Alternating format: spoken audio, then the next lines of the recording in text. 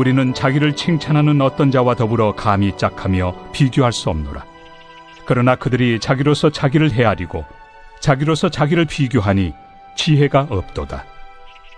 그러나 우리는 분수 이상의 자랑을 하지 않고 오직 하나님이 우리에게 나눠주신 그 범위의 한계를 따라하노니 곧 너희에게까지 이른 것이라. 우리가 너희에게 미치지 못할 자로서 스스로 지나쳐 나아간 것이 아니요 그리스도의 복음으로 너희에게까지 이른 것이라. 우리는 남의 수고를 가지고 분수 이상의 자랑을 하는 것이 아니라 오직 너희 믿음이 자랄수록 우리의 규범을 따라 너희 가운데서 더욱 풍성하여지기를 바라노라.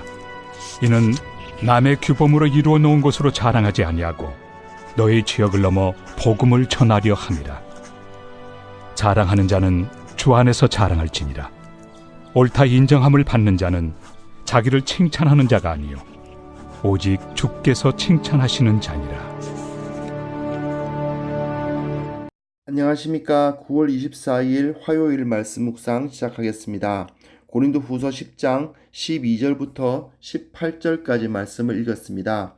어제 본문에서 우리는 주님께서 주신 권세는 결코 세상적 권세와 같지 않다. 세상에서 사람들이 자랑하는 것들, 학벌이든 혈통이든 그런 것들을 자랑하는 것이 하나님의 나라인 교회에서 걸맞지 않다는 사실을 우리가 살펴보았습니다. 계속해서 바울은 자기 그 대적들이 자기가 유대인이라는 혈통을 자랑하는 모습을 꼬집고 있습니다.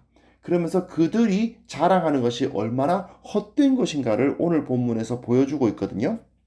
로마 시대에는요, 귀족들의 이름이 상당히 길었습니다.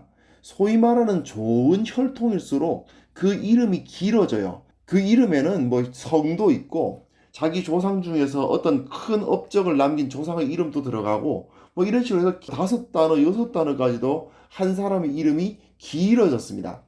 그런데 재밌는 것은 그 당시에는 이렇게 좋은 혈통에서 태어난 사람들이 존경을 받기도 했습니다. 그렇게 좋은 혈통에서 태어난 긴 이름을 가진 사람들이 지도자도 되고 사람들이 존경도 받았던 거죠. 그게 당연하게 여겨지던 시대였습니다.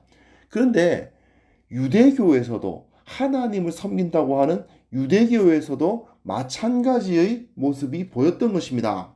자기들은 정통 유대인의 혈통이다라는 것을 자랑하면서 그것을 통해서 종교적인 우위를 갖는 거죠. 고린도 교회에 들어온 바울의 대적들도 결국 그런 사람들이었던 거죠. 그에 대해서 바울은 명확한 입장을 보여주고 있습니다. 12절부터 14절까지 말씀 보시면요, 바울은 자기 대적들을 자기를 칭찬하는 자들이라 라고 규정하고 있습니다.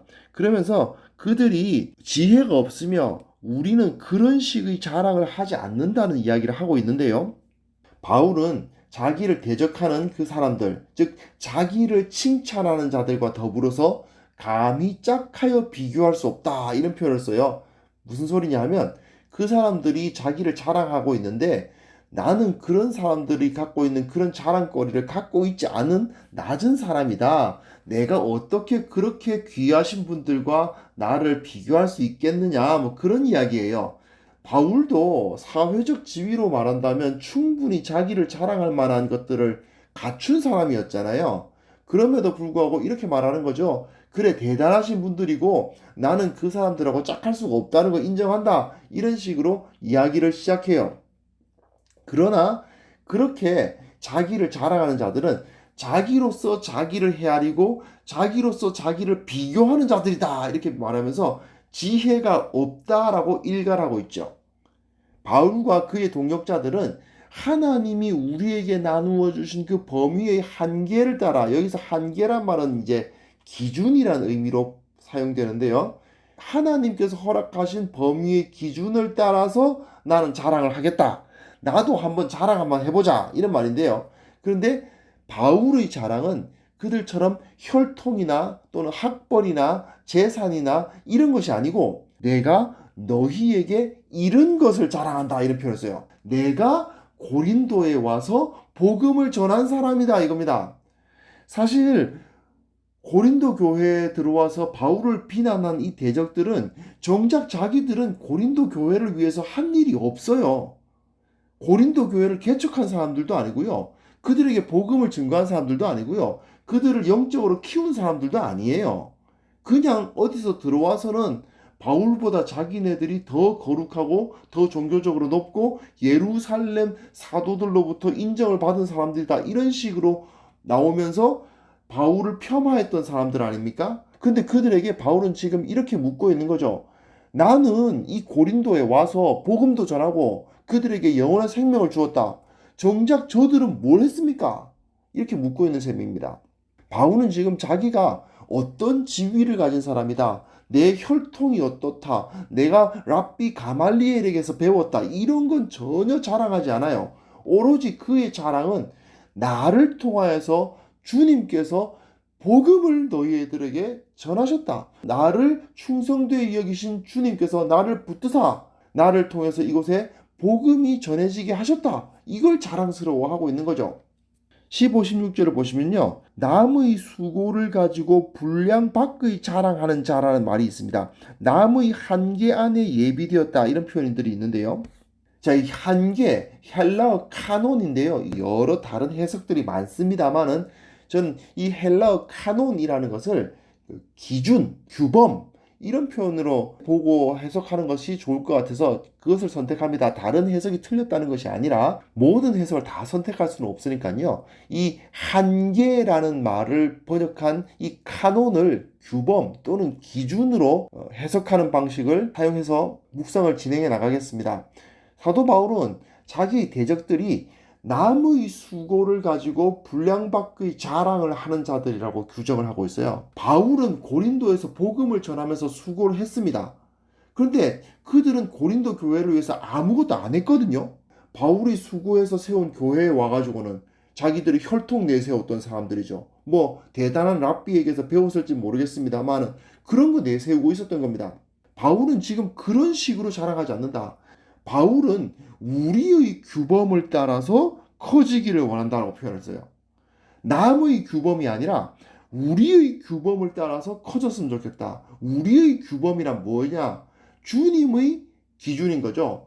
바울이 말하는 주님의 기준에 의한 커짐이란 건 결국 주님을 위해서 받는 고난이 커지고 복음을 듣는 사람의 숫자가 커지고 교회를 위한 수고가 커지는 걸 의미하는 겁니다. 사실 바울도 학벌, 혈통, 인맥 뛰어난 사람이었죠. 하지만 바울은 그것을 전혀 자랑하지 않습니다. 오직 자기가 행한 것들, 자기를 통해서 주님께서 일하신 것들, 그것만 자랑하고 있을 뿐이에요. 왜냐하면 학벌이나 뭐 혈통이나 인맥이나 이런 건 전부 남의 규범, 남의 기준으로서 예비된, 즉 이루어 놓은 것이기 때문입니다. 한번 생각해 보십시오. 어떤 사람이 좋은 학교를 나왔다고 합시다. 좋은 학벌을 가졌다. 근데 좋은 학벌을 가졌다는 말은 그 학교 졸업생들 중에서 좋은 사람들이 많았다는 뜻일 뿐이죠. 그 사람이 좋은 사람이라는 보장이 됩니까? 아니거든요. 그 사람이 나온 학교에 많은 좋은 사람이 있었을지는 모르겠지만 그렇다고 해서 그 사람도 좋은 사람일 거라고 생각하는 것은 어리석은 거 아닙니까? 내가 어떤 훌륭한 사람과 친분이 있을 수 있어요. 그러나 내가 그와 친분이 있다고 해서 나도 훌륭해지지는 않는 거예요. 우리 조상들 중에서 하나님을 잘 섬긴 조상들이 있을 수 있는데 그렇다고 해서 나도 하나님을 잘 섬긴다고 보장되는 건 아니라고요. 이것이 바로 세상에서 자랑하는 것들 아닙니까? 남이 이루어 놓은 것들, 다른 사람들의 수고에 편승해가지고 나를 자랑하는 거예요. 바로 그런 것이 이 세상에서 넘쳐나는 거죠.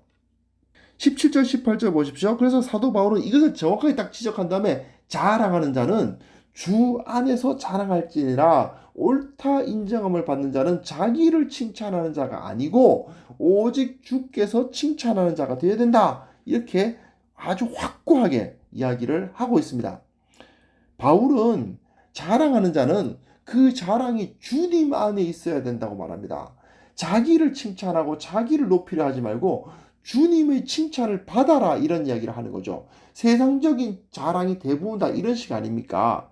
앞에서 말씀드렸다시피 혈통 자랑은 결국 조상들이 잘한 것에 대한 자랑일 뿐이고 학벌 자랑은 결국 선배 동문들의 자랑일 뿐이고 정작 자기가 한 일은 아무것도 없는 자들이 자기를 칭찬하는데 바쁜 경우가 너무 많죠. 이런 세상적이고 어리석은 자랑을 하는 자들의 입을 막아야 된다 이 말입니다. 사도 바울은 명확하게 이것을 이야기해요. 바리새인, 사두개인 그들 다 마찬가지죠. 자기네들은 한 게 없어요. 그 선배들, 그 조상들이 뭔가를 이루어냈고 자기도 그 조상들과 비슷한 모습을 그들이 입었던 옷을 입었을진 몰라도 그 조상들이 행했던 일을 자기네들도 하고 있다는 보장은 없는 겁니다. 사실 세상은 이런 어리석은 자들로 가득하지 않습니까? 그런데 그 자랑을 하는 사람뿐 아니라 세상의 다른 많은 사람들이 똑같은 착각을 하다 보니까 그것으로 인한 이득을 얻는 경우가 많기는 해요. 하지만 본질적으로 그것은 자랑할 것이 아니죠. 왜 그런 일들 있지 않습니까? 대기업에서 뭐 간부로 임원으로 그 안에서는 대단한 사람으로 일하다가 퇴직을 하고 나와서는 정작 자기가 할 수 있는 일이 아무것도 없는 존재로 전락하는 경우가 있죠. 왜냐? 그 조직체, 큰 조직체 내에서는 그 사람이 대단한 사람이었는데 그 조직체를 떠나게 되면 그 사람이 실제로는 아무것도 아니었던 경우가 생기는 거예요. 이 역시 비슷한 경우지 않습니까? 하나님과의 관계, 신앙에서도 마찬가지입니다. 내가 주님의 칭찬을 받을 만한 자인가가 중요한 겁니다. 우리 교회 목사님이 신실하시고 경건하시다는 것을 자랑하기 전에 내가 정말 신실하고 경건한가를 살펴보아야만 돼요. 유명한 목사님이 목회하시는 큰 교회 다니면 하나님 앞에서 인정받으실 수 있을 것 같습니까? 내가 유명한 교회를 다닌다고 해서 큰 교회 다닌다고 해서 내가 신앙을 갖추고 있다고 착각하면 안 되는 겁니다. 중요한 것은 나 자신입니다. 내가 하나님 앞에서 어떤 존재인가를 살펴야 돼요. 주님께서 정말 나를 기뻐하실 만한지 점검해 보아야만 합니다. 근데 이런 동일한 어리석음이 지금 우리 가운데 있지 않은지 점검해 보시고요. 내가 주님 앞에서 온전한 모습으로서 주님의 칭찬을 받을 수 있는 자로서 서 있는지 점검하시고 온전히 자기 자신을 바로잡는 시간이 되었으면 좋겠습니다. 하나님 아버지, 주님께서 붙들어 주시고 어리석은 자랑을 하지 않도록 도와주시고 오직 주님 앞에서 주 안에서 자랑하고 주님의 칭찬받고자 노력하는 자들 되게 하여 주옵소서. 예수님의 이름으로 기도합니다. 아멘.